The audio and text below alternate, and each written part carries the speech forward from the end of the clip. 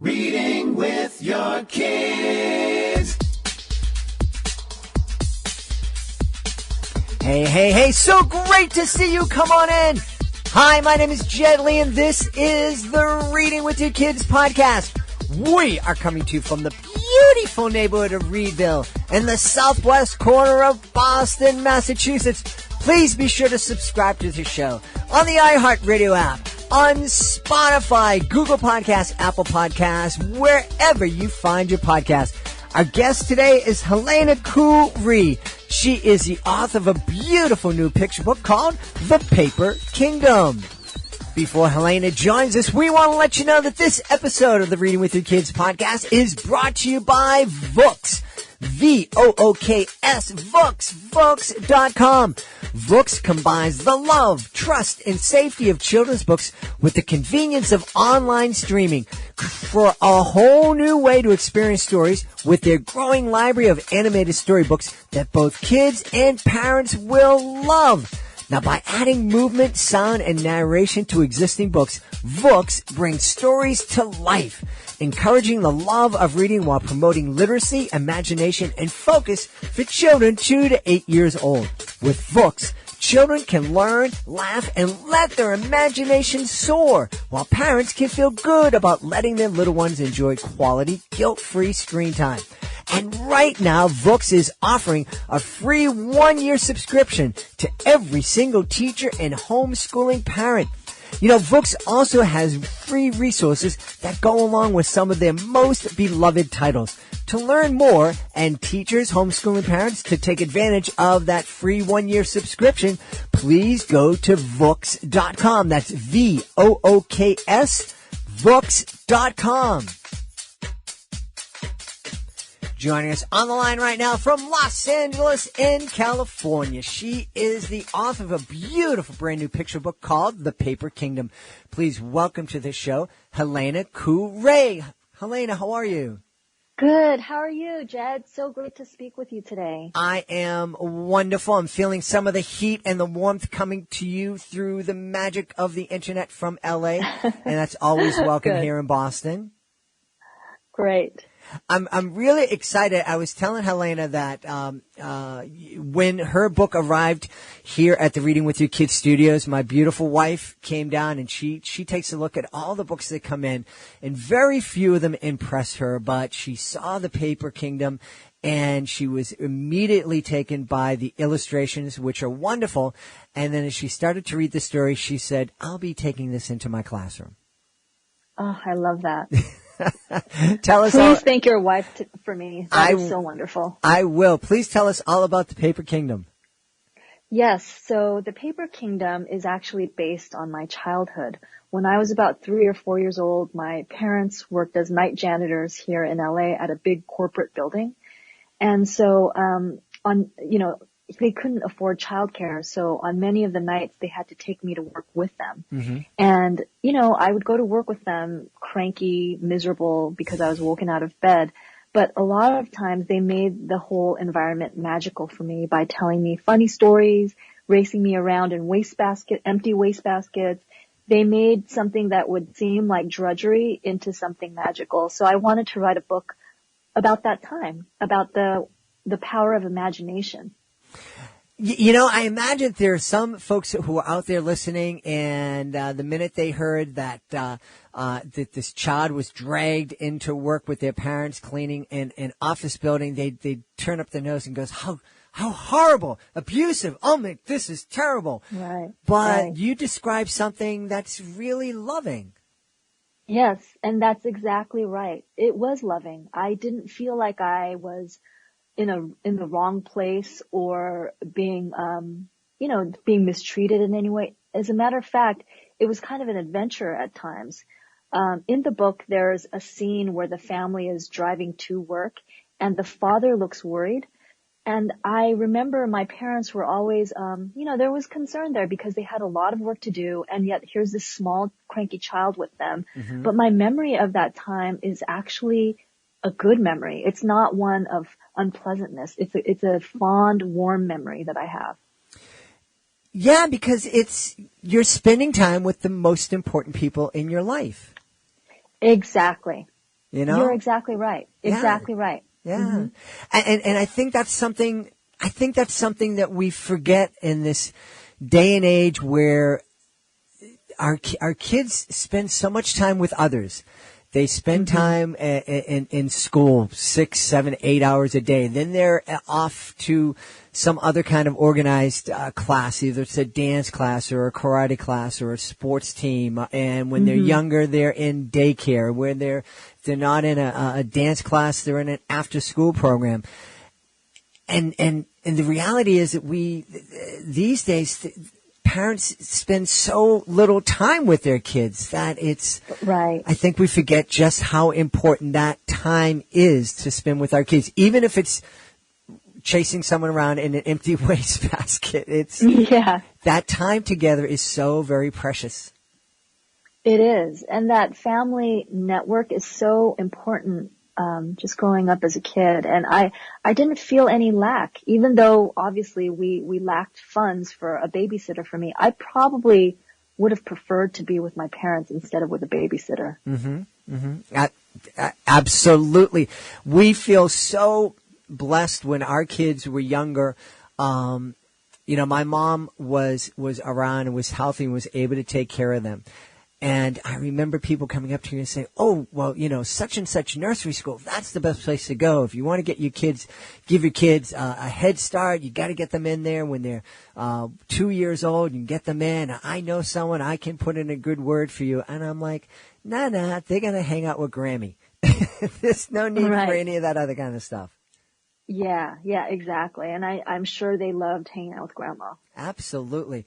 So what's the reaction been to the Paper King? Obviously, my wife reacted and she loved it. What other kind of reaction have you received? Oh, my goodness. I heard something hilarious the other day. One of my friends was reading the book to her small child, her daughter, let's call her Marie. And Marie stopped her in the middle of the reading and said, Mom, can you become a night janitor? And my friend was shocked and said, why? And then Marie revealed that she loved Daniel's adventure so much she wanted a similar type of adventure in an office building. So I thought that was so adorable and hilarious. That's beautiful. Well, it does because the story of the Paper Kingdom, it's magical. Yeah, exactly. And that was my first goal as a writer. I wanted to have something magical and fun. Yes, I'm weaving in subtle social commentary about the lack of social services, about poor wages, that sort of thing. But obviously, that's not the first goal. The first goal is to tell an engaging, magical story. Yeah. What inspired you to write children's books? Because it wasn't the trajectory that you started with. You kind of started in a very different direction with your life.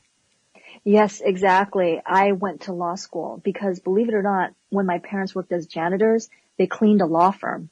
And so watching them work that hard, sweating, mopping, toiling, I knew I had to get a good job and help them financially in the future.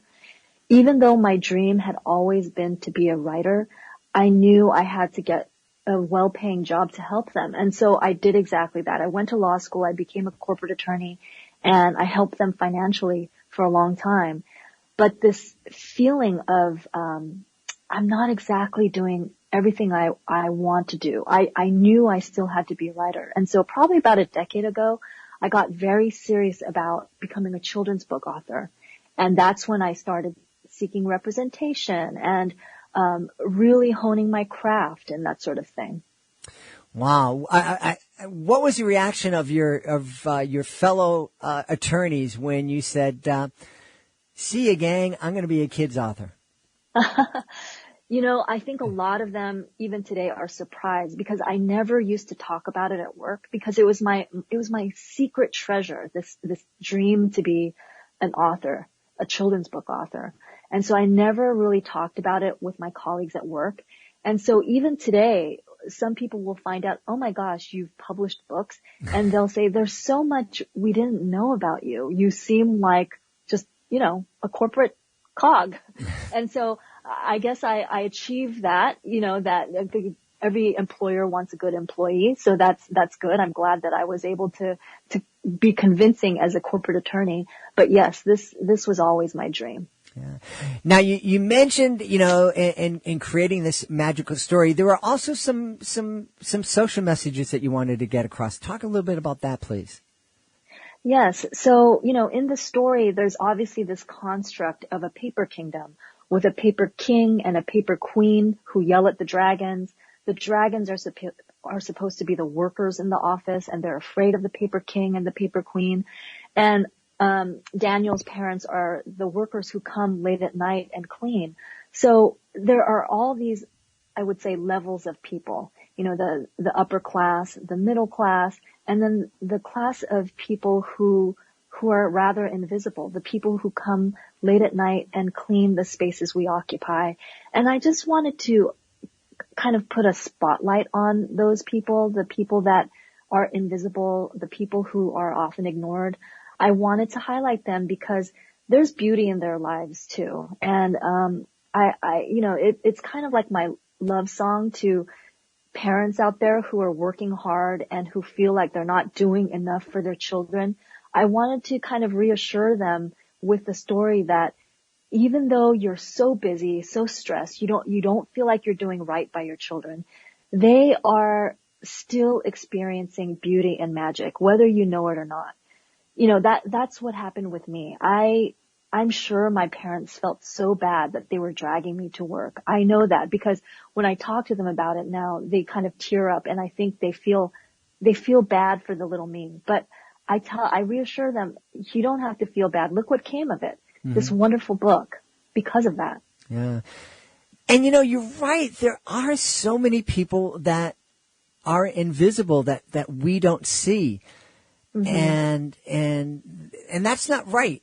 And I'm happy that you're shining a spotlight on folks like your parents. And I think it's important too for us to talk to our kids about that. And to help our kids understand that everybody who is contributing is contributing and is important, and everybody who is out there working, their efforts, their work, they deserve to be respected.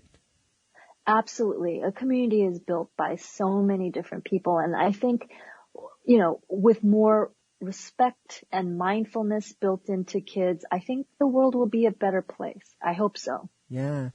I was just thinking of my wife and I, because I do educational magic shows around the country, my kids, spent so much time in hotels, all around the country and the Caribbean. And one of the things we taught them was to be kind and to smile and to say hello and to acknowledge everybody that they met.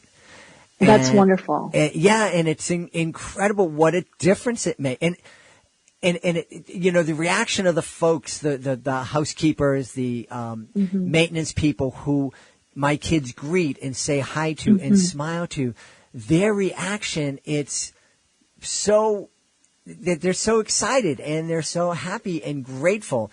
It's obvious to me that they don't get that very often. Yes, exactly. I think, it's a problem within our society. A lot of people have a true sense of entitlement, and I'm sure, I'm not passing judgment. I'm sure that sometimes I may walk around this planet, feeling like I can just leave my litter here and somebody else will pick it up or that sort of thing. But I just wanted to create that or inspire that sense of mindfulness that, if you do leave your empty cup here, who's going to pick it up? Somebody's going to pick it up. So why don't you put a hand in it and maybe put it in the recycle bin? Yeah. Now, you told us about the reaction of Maria, the name that you used for that little girl. I'm curious, what's the reaction been? How have your parents reacted? Oh gosh, when I first told my parents that my story was going to be published into a book by Penguin Random House, we were sitting at a restaurant, and it was the first time I saw my father weep. Oh. He was so emotional because, to think that those difficult years were being turned into a story to share with the world. I mean, That's amazing. And I think they were just so moved, and they're still so moved. They picked up about 20 copies of the book to distribute to their friends and friends' grandchildren and that sort of thing. They're extremely proud, and I think it's magical for them to see themselves represented in this book. That is so wonderful. It must have made your heart sing. Oh, completely. It's one of my favorite life memories, I think. That's excellent. Oh, I'm so very happy for you. And I imagine I can picture your dad and kind of imagine what he felt like that his daughter has done this. This is really, really special. Thank you. Yeah. Tell us, The Paper Kingdom is not your first book. You also wrote The Turtle Ship. Is that right? That's right. I wrote The Turtle Ship. It's loosely based on Korean history. It's about the first ironclad ship made ever in the world in the 1500s. And I wanted to write the story because there's a mystery behind it. Nobody knows who or what inspired the building of the turtle ship. So I thought, what if an actual pet turtle inspired the creation of the greatest ship ever built? And what makes the ship unique is that it is shaped like a turtle with a curved back, a hard top, even a little tail, So, I wanted to write the story about a little boy who has a pet turtle, and there's a national design competition for the best ship design. And he proposes to everybody, what about my pet turtle? He's a cool design. And of course, everyone laughs at him. But when he presents his idea to the king loves it and recognizes that some of our best designs come from nature. And so he wins the competition, and voila. And it's a story about dreaming big, basically. Yeah. Wow. Talk about a great story, and talk about inspirational story too. Thank you so much. Yeah, the illustrations are so cool because they were completely done by paper collage. And so Colleen, who is the illustrator, she told me that sometimes she had to use a magnifying glass to cut out the tiniest pieces of paper to make a hair tendril or a leaf on a tree. It's really incredible. Well, you mentioned illustrator. Your illustrator for The Paper Kingdom did a magnificent job. We need to acknowledge who the illustrator is. Yes, his name is Pascal Campion. He's a French-American illustrator based here in LA as well. And he not only illustrates children's books, but he also does cover art for the New Yorker magazine, and he does animation for the studios. He's immensely talented. So when the publisher told me that they had selected Pascal as the illustrator for my book, I think I might have screamed because he's a celebrity. So it's really cool to work with a celebrity artist. Now, I understand you are also working in the movie industry? I am. I work full-time at Sony Pictures. I work in business development. So I work in a creative industry, which is perfect for me. Yeah, I think I read on your website somewhere that one of the reasons you left the law was that you wanted to hang out with goofy people or something like that. Yes. Working at a law firm can be extremely serious. And so I wanted to work in a more lighthearted environment. So what's next for Helena Ku Rhee? Do you have another book in the works? I have a third picture book coming out. It's called Soras Seashells. It's going to be published by Candlewood Press there near Boston, actually. Mm-hmm. Yeah. And it's a story about a young girl who gets bullied because her name is a little strange. And so the message in the book is how to overcome an episode of bullying with kindness and grace. So it's going to be illustrated with watercolors, and it is just beautiful because the story takes place near the ocean. And so it's so gorgeous. I can't wait for the world to see it. This is exciting. I'm wondering how has becoming a children's author changed you? How has it changed me? Well, my inner 7-year-old has always been a very strong force in my life. Very strong force. Mm-hmm. I think though, now because I'm a children's book author, I'm even more aware of interesting, kooky things that could possibly be turned into a cool story. I think I've always been hyper aware of what could possibly be a story, but now that I'm starting to become established in the children's book industry, I'm constantly looking around the world for story ideas that could appeal not only to my inner 7-year-old, but also to the kids out in the world. That's awesome.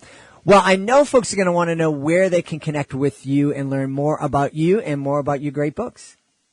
Yes, you can visit me on helenakrhee.com. And you can also contact me. There's a contact email there if you ever have a question. And I'm so happy to connect with readers. That's one of my favorite things. So please do visit me. We've had a great time speaking to the author of The Paper Kingdom, Helena Ku Rhee.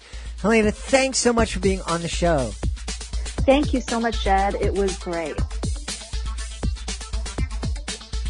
Please be sure to join us for the next edition of the Reading with Your Kids podcast. Our guest will be Jay De La Vega. Jay was on the show last year. We had a great time speaking to her. We're really excited to have her back to talk about her brand new book. That is the next edition of the Reading with Your Kids podcast. If you are the author of a fantastic children's book, we would love to have you as a guest on the podcast. Being a guest, it's fun, it's easy, and it gives you the chance to tell thousands of people about your fantastic children's book.